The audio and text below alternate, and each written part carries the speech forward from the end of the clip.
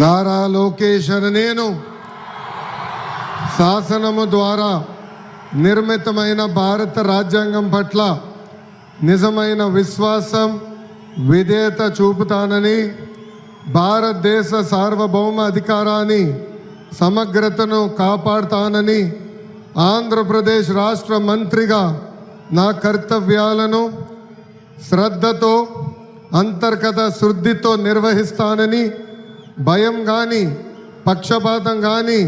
రాగద్వేషాలు కానీ లేకుండా రాజ్యాంగాన్ని శాసనాలు అనుసరించి ప్రజలందరికీ న్యాయం చేకూరుస్తానని దైవ సాక్షిగా ప్రమాణం చేస్తున్నాను. నేను నారా లోకేష్ అనే నేను ఆంధ్రప్రదేశ్ రాష్ట్ర మంత్రిగా నా పరిశీలనకు వచ్చి